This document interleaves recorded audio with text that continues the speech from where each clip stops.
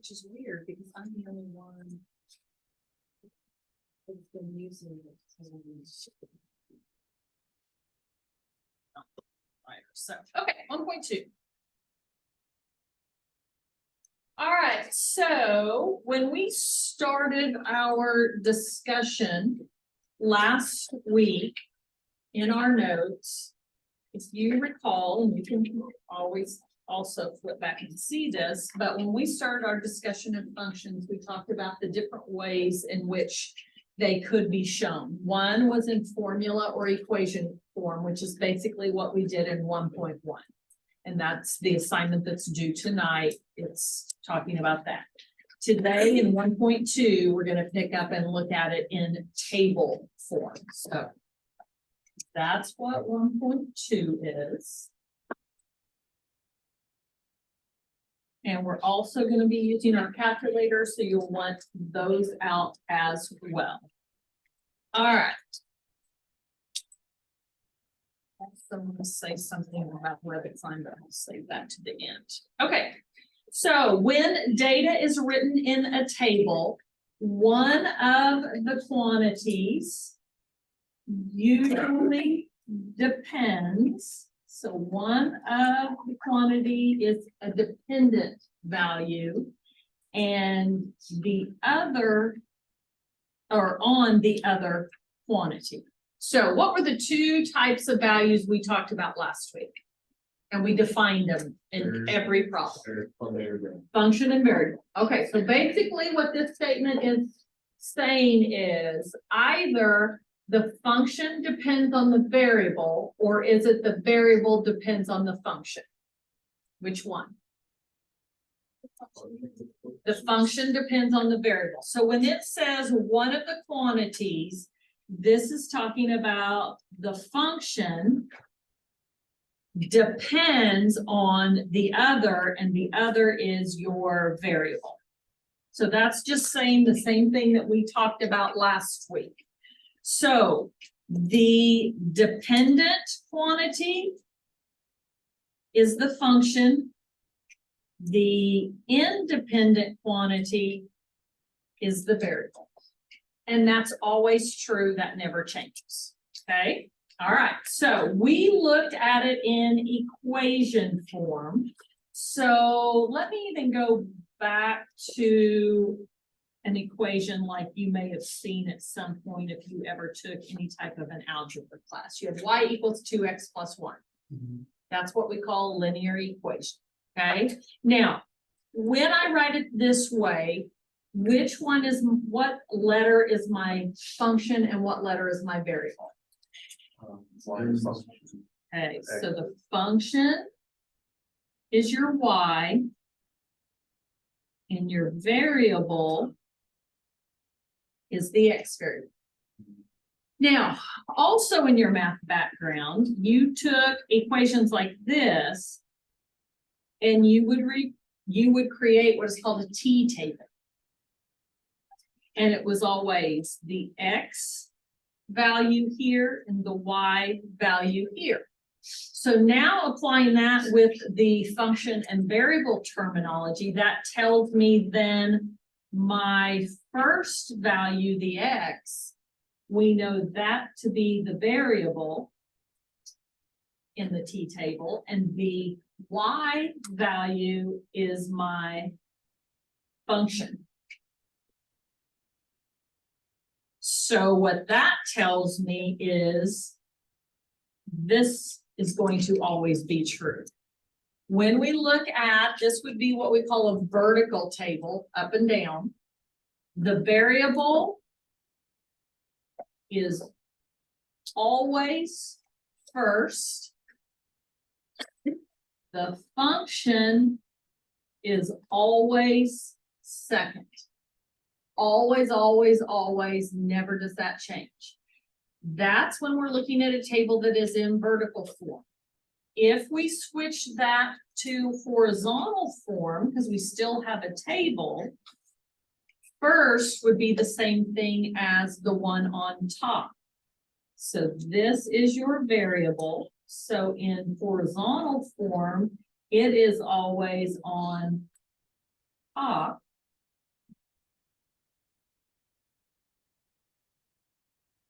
And my function is always on bottom.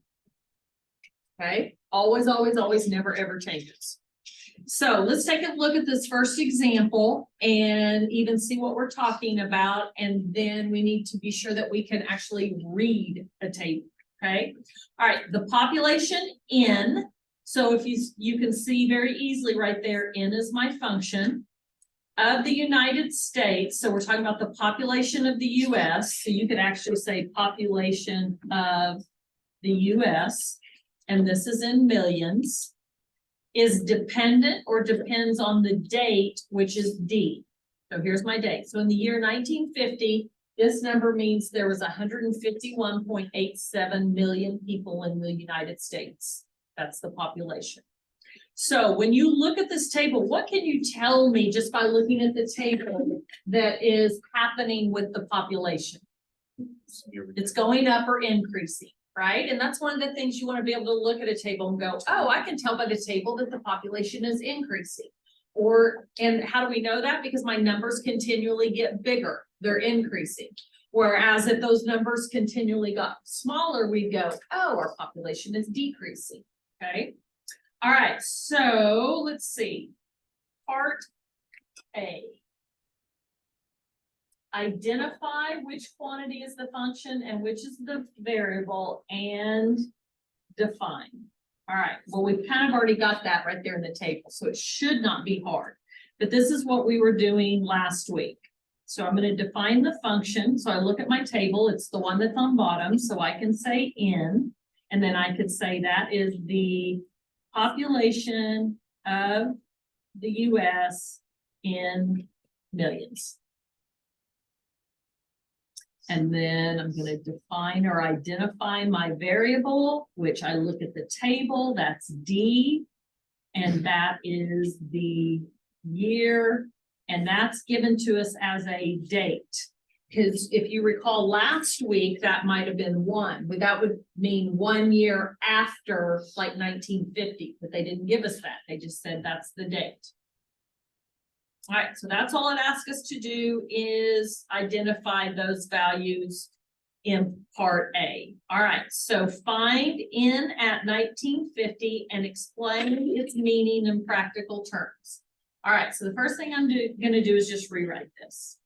And then I want to ask you, what are they, or they are giving us this, what is this called?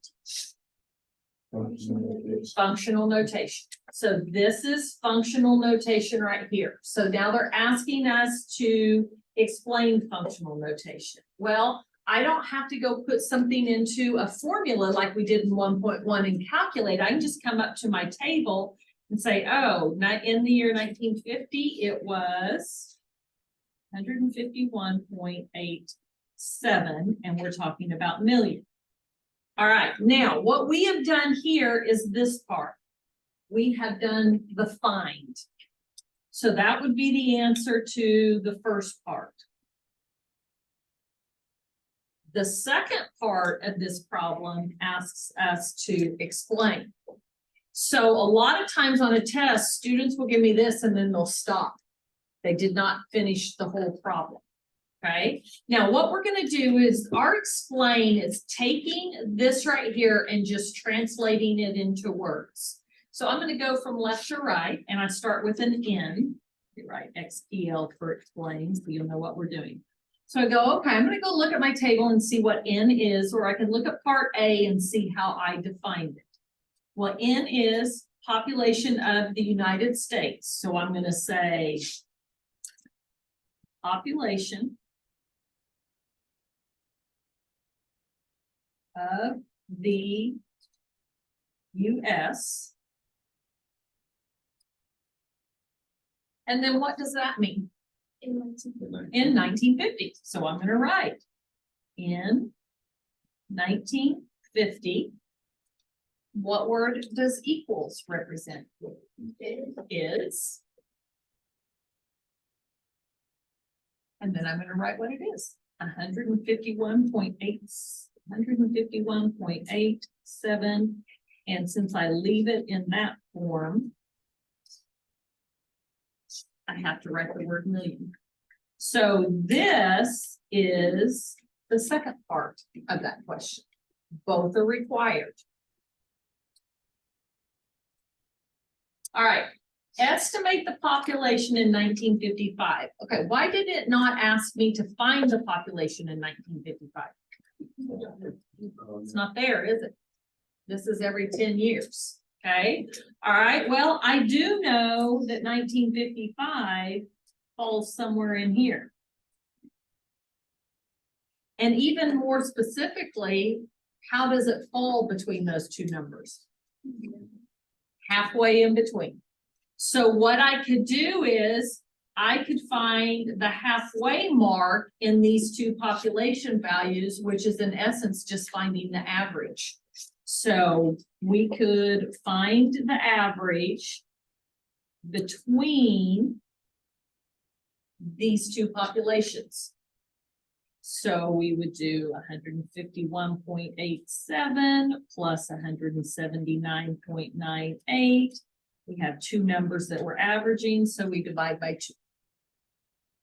Now, again, a lot of y'all will see that and go straight to your calculator and plug it in and give me an answer.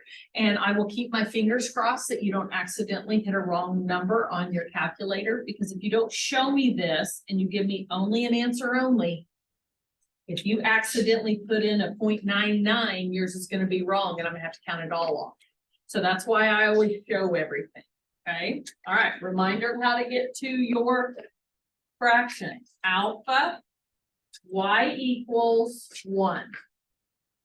So in the numerator, I'm going to put 151.87 plus 179.98, down cursor 2, it equals, and I get 165.925.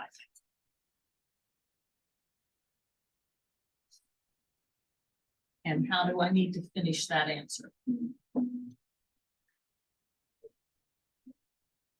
Millions. There's a big difference between a population of 165.925 people and 165.925 million people. All right. What is the increase? All right. Where can I look and go, well, hey, they kind of already talked about this, but what is the increase from the population to 1970 to 1980? So how do I know it's increasing? Because here's 70, here's 80, and it's going up. If this number would have been, say, 127.23, then from 1970 to 80, we had a decrease.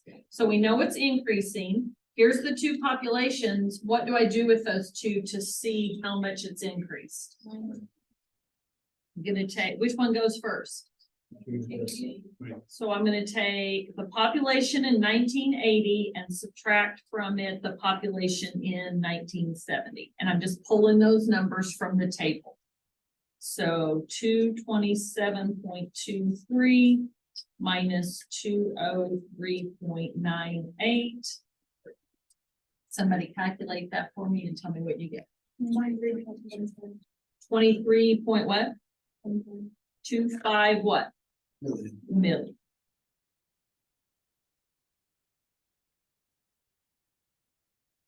Now, as you've probably noticed on WebAssign, it'll write the word million for you and want you to just plug in the number. That's fine on WebAssign, but on the test, if you don't give me units, I will count off. And I don't give a blank and then write the word million for you. You have to write that, okay?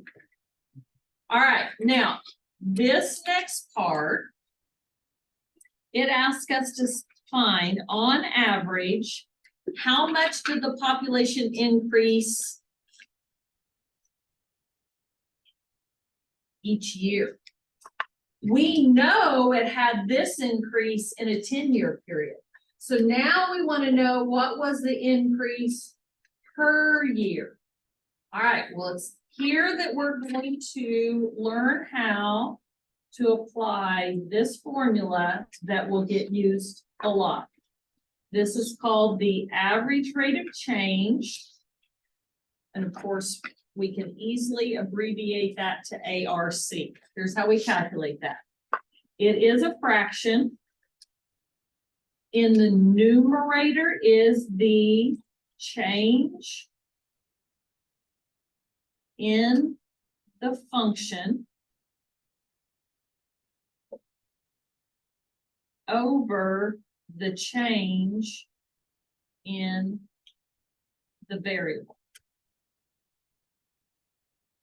Now, please, please, please be very careful with this.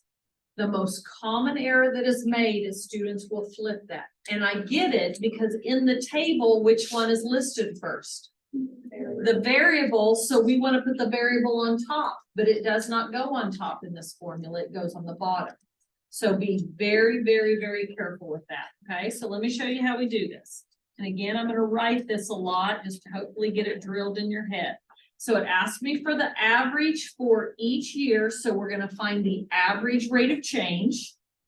And we just talked about, and that is the change in the function. Now I'm going to abbreviate that, but I am going to write it again, over the change in the variable. Okay. Now we're doing this from 1970 to 1980. Okay. All right. So I'm going to come up here, and here is my 1970 to 1980. So we know in that 10-year period, it increased by 23.25 million. We want to know how many million it increased per year in that, each year of those 10 years. All right, so we need the change in the function. You always do the furthest one subtracted, so you kind of go backwards. So we're going to do 227.23 minus 203.98. That's what the change in function means, that you subtract those. So 227.23 minus 203.98. And then we're going to do the same thing with the variable, and we go from the back forward. So we're going to take 1980 minus 1970.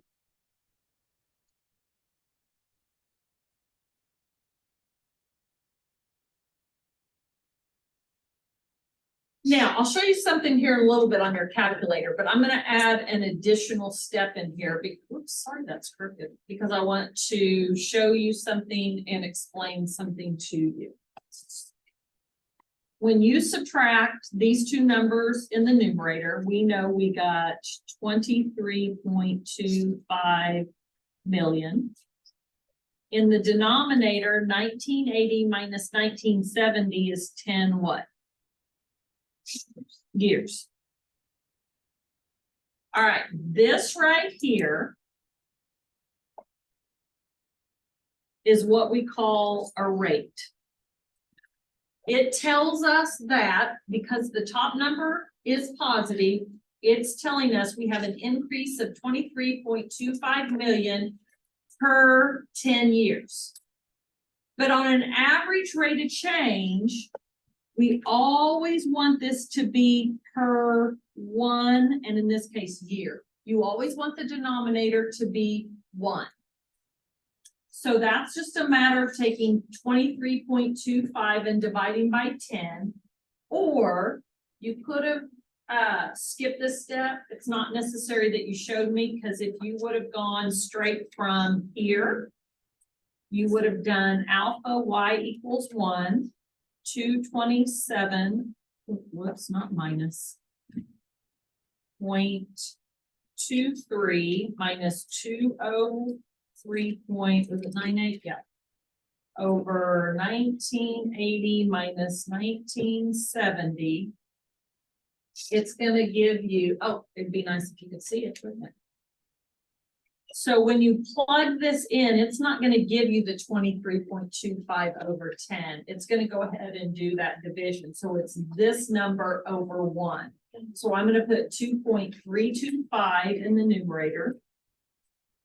I did that last class group too. 2.325. And Notice how I always label my average rate of change. I will grade for that. If you just give me this, or if you just give me that, I'm going to count off.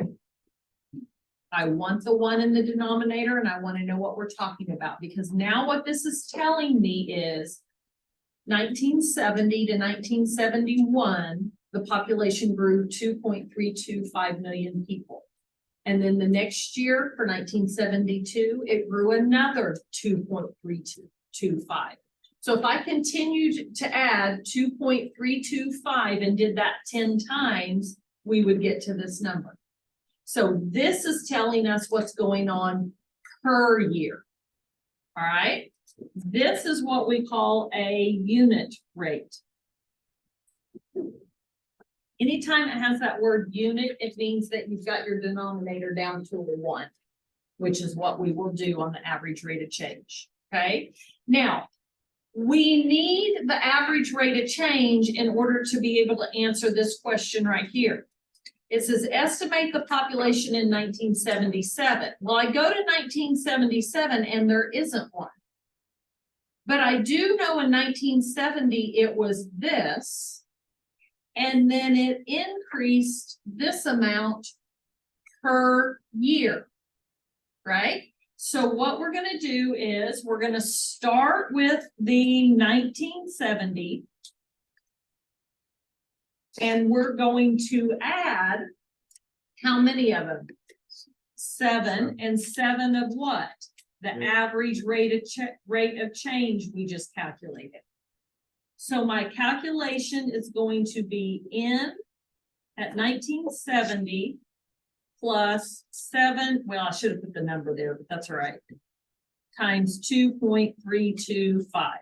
Let me put that population there. I should have done that. 203.98.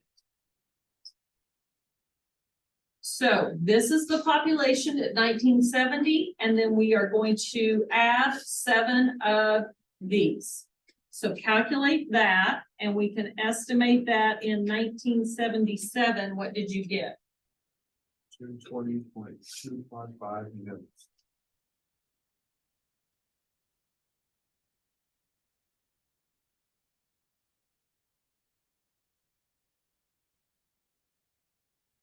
Okay. Now, let me make another comment just to be careful in WebAssign. If you're calculating the average rate of change and WebAssign said round this to 2 decimal places, then you would have used 2.33. And if they had you round here, then I would have put 2.33 here, which means I would get a slightly different answer. This one on that. Yeah, you got to pay attention to the rounding. They're cranky about it. Okay, all right, we're going to look at another example. Basically the same thing, but now my table is vertical rather than horizontal. Okay, so when it's vertical, we already talked about which one's the variable and which one's the function. Which one's first? Variable. Always, always, always, always. So this is my variable, and this is my function.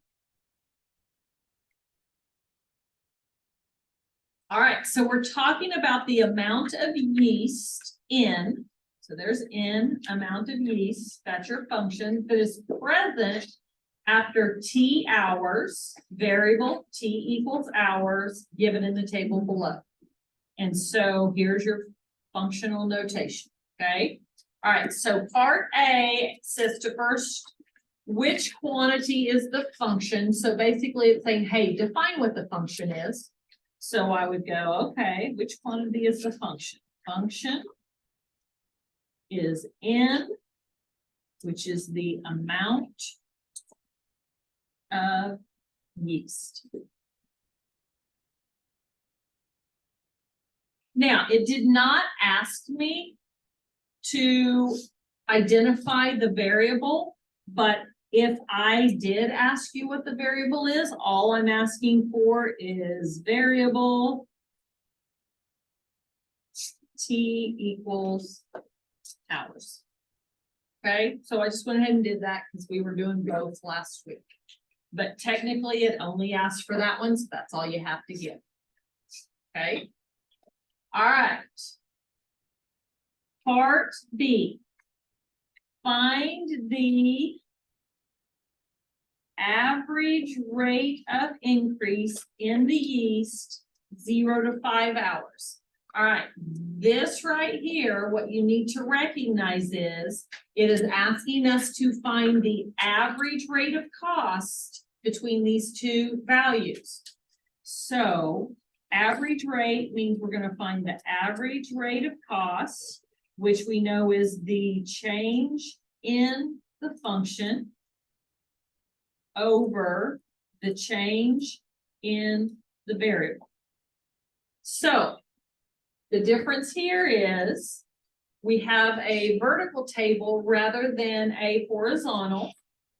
We're looking at it from here to here, 0 to 5. So when we do this calculation, just like we kind of did it backwards on the horizontal one, we do it backwards, which means we go from bottom to up. So this would be 119 minus 10 over 5 minus 0, which is 109. And what does that represent? That's my function. So that's the amount of yeast. Over 5 minus 0 is 5 hours. And yes, it's important to me that you, bless you, definitely label that. Now, again, this is what we call a rate, but what I want is the unit rate. So I want this over 1 hour. And yes, you have to show the 1, and yes, you have to show the hour. So it's a matter of dividing this. So you could go to your calculator and do 109 over 5, hit equals, or do 109 divided by 5. What do you get? And what are we talking about?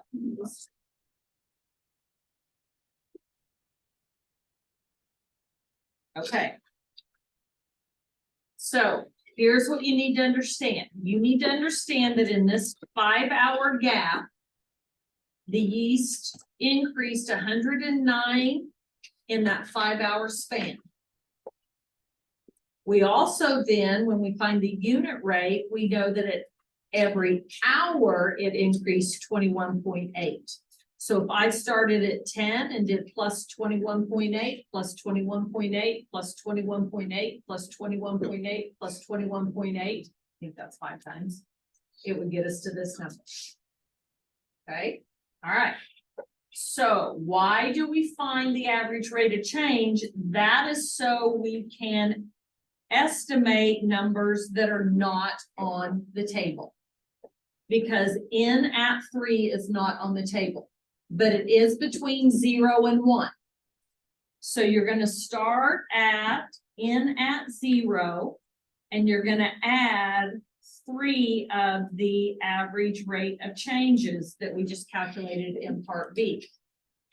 So N at 0 is 10. So this is N 3 equals 10 plus 3 times 21.8.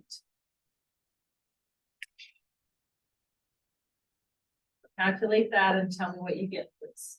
75.4.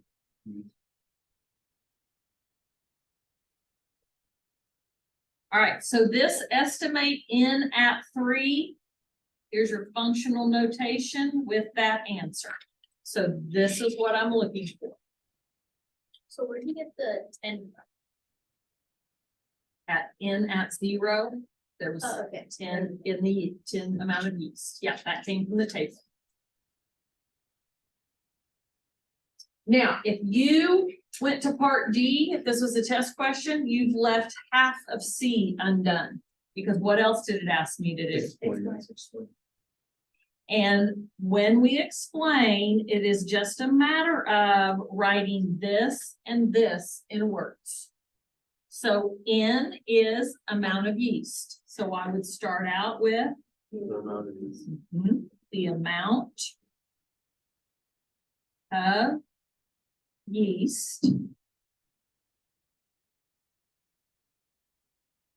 What does that mean? After 3 hours. Mhm.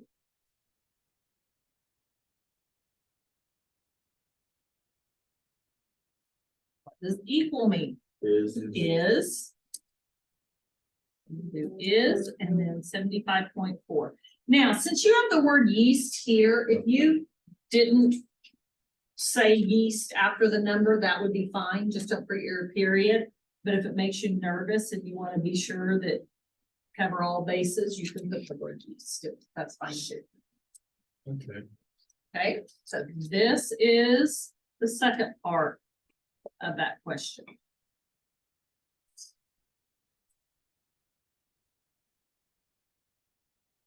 All right, here's another average rate of increase. So right there you go, oh, I need to do the ARC. But now notice we're doing it 20 to 25 hours. Well, let's just look at the table. Here's 0 to 5. It jumped up from 10 to 119. So it jumped up pretty quick, didn't it? Now we're looking at 20 to 25.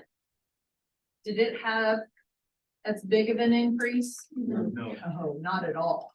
Okay, so it looks like it's slowing down, doesn't it? Mhm. All right, so we won't calculate the same average rate of change. So the average rate of change, again, is your change in the function over your change in the variable.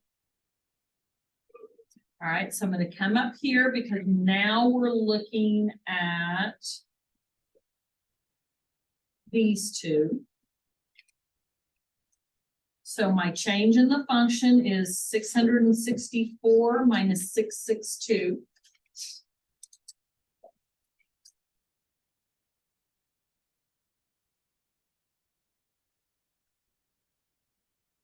And my hours is 25 minus 20.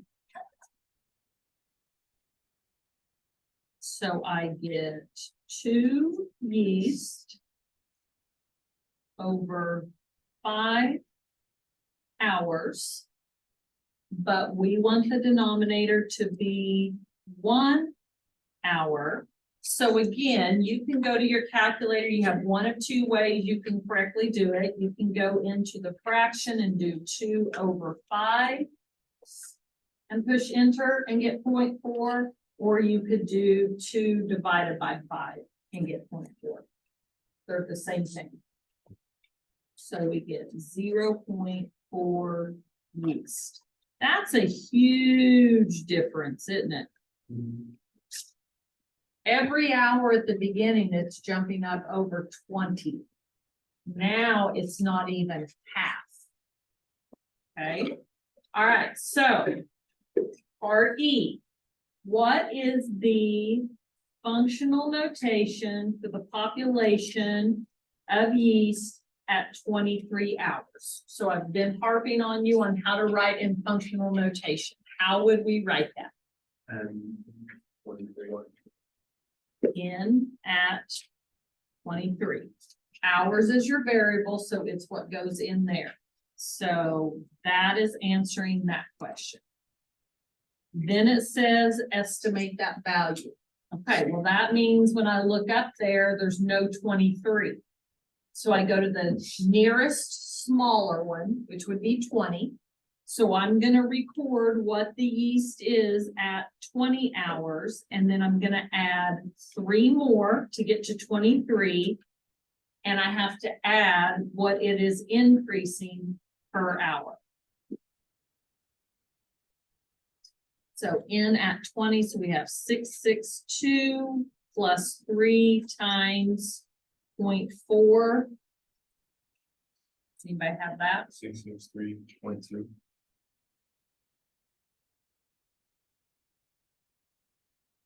Which makes sense because at 25, it hits 664.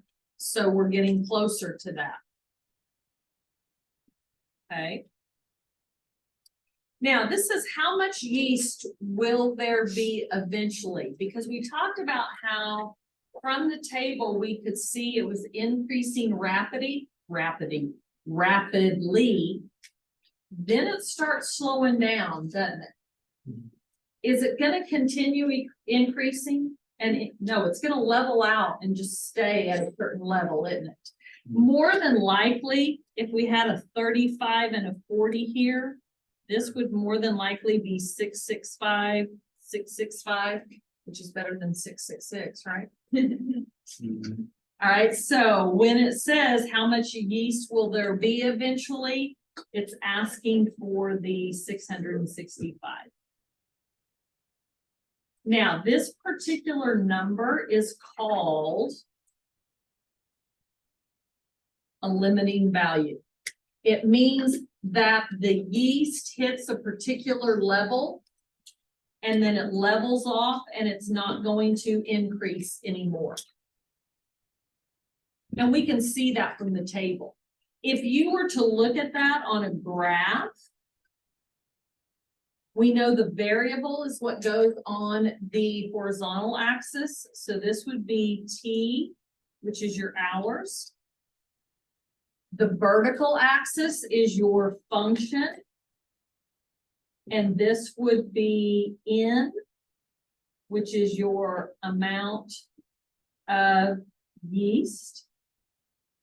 Okay, so we started at 0 hours and it had 10 in the yeast, and then it jumped up rapidly, and then eventually it starts leveling off, and it would look something like that as a graph. Okay. All right. Get your calculators out if you don't have them out already. So one of the assignments I'm going to assign today, besides 1.2, is one that is a calculator practice. Okay. Now, I don't remember what class it was. Have we talked about E today? Huh? Okay. So if you had me in supplement, we did. So I think on that first assignment, one of the equations has an E in it. Oh, yeah. And I've had students go, what's an E? What value is it? Okay. We all know pi, right? The pi symbol in math. You guys have heard pi. Yeah. If I said, hey, what number goes with pi? What would you tell me? 3.14, blah, blah, blah, blah, blah, blah, blah, blah, blah, right? But we all know that. E is very similar to pi in that it represents the same number over and over. I think it's 2.7 something, something, something, something. I'll have to look to be sure. We just don't see it or use it very often, so you don't recognize that, okay? There's actually an E button on your calculator. If you will go down to the button that says LN on it, natural log, and above it in blue, you'll see an E. So you know what? I want to know the value of E. So I'm going to do second, that natural log. And if I want to know the value of E, I'm just going to raise it to the first power. I was right, 2.7 something, something, something. Goes on forever, never repeats, never terminates, just like pi. Okay, so that's how you get to it in your calculator. I think there's one. Yeah, there's one. We'll do on this one. Okay. So let's go through these and make sure we understand how to manipulate our calculator. All right, this says calculate H at, and it gives me 3 numbers, and those are X, Y, and Z. So 5 is your X, Y is your 2.7, and Z is your 9.2. Okay, what letter is my function? H. H. What letter is my variable? X, Y, Z. There's 3 variables, okay?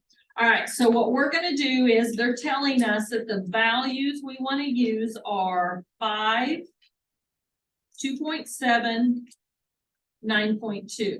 Now, what you have to be careful of is be sure that you put this in place of the X, this in place of the Y, and this in place of the Z.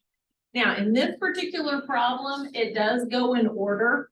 But if you had Y raised to the Z over X, then this 5 would be in the bottom, and sometimes people just put them in order. So be careful that you're putting the right value in for the right variable, okay? All right, so we have in the numerator, I have x, which is 5, raised to the 2.7. And the denominator is 9.2. Now, if this were a test question, there's a lot of my students that would go straight to their calculator, put it in and give me an answer only, right? And as long as you did not make any accidental errors when you entered it into the calculator, you'll get full credit.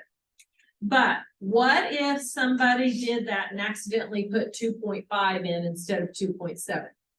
And they gave me an answer only. Guess what? It's wrong. You're going to miss the whole problem. Whereas if you'll do this first, and then if your answer is wrong, I'm like, oh, they at least had this correctly. They did something wrong on the calculator. I can give you a little bit of credit for it. Okay. All right. So putting this into my calculator, I need a fraction. So alpha y equals 1. Alpha y equals 1. So alpha y equal, and then the 1. So then I have, where am I? 5. Use the up arrow to get into the exponent, and I'm going to put in 2.7. And then now I need to get to the denominator. So all you need to do is push your down arrow or cursor and put in 9.2. Hit enter. And then you're going to need to pay attention to what WebAssign says. Here's the full answer. If WebAssign says to round to 2 decimal places, I'm going to use normal rounding rules unless they tell me to round down, and I would get 8.38.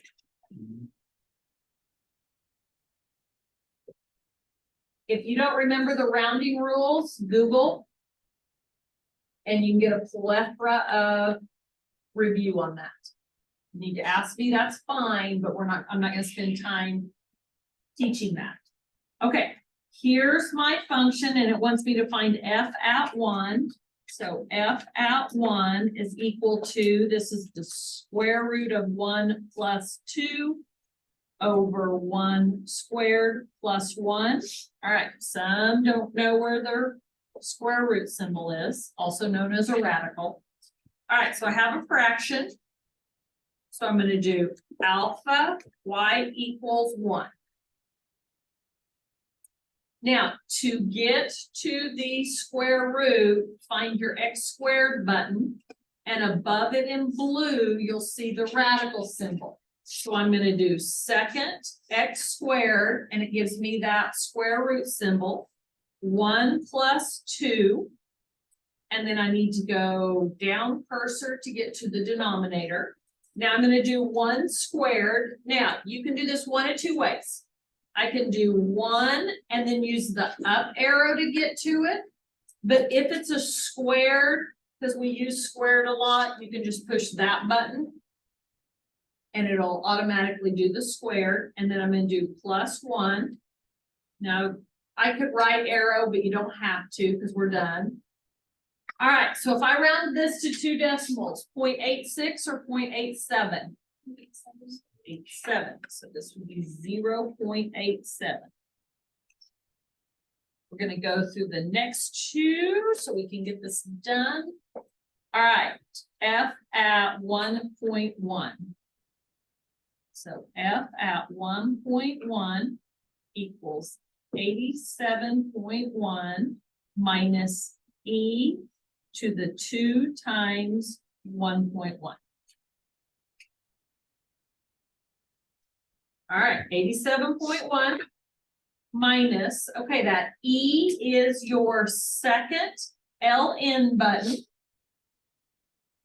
And I'm going to do 2 open parentheses, 1.1 close parentheses. I'm done, so I could push equals. If you needed to, you could write cursor over to get out of the exponent. And 2 decimal places would be 78.07.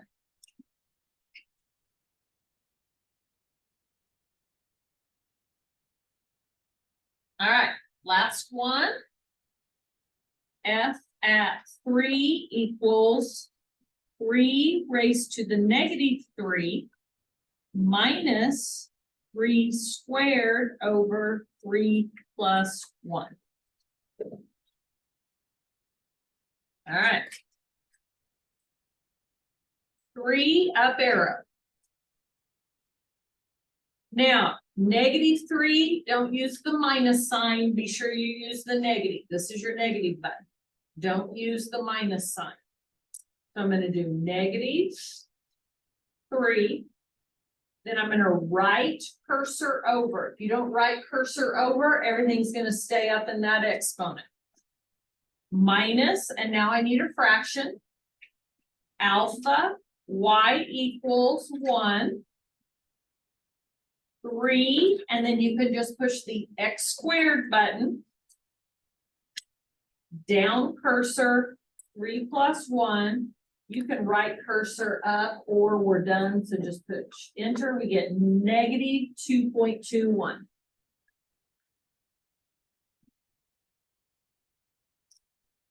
All right, if you have calculator questions you're not quite getting, let me know after class. Let me share a few things with you.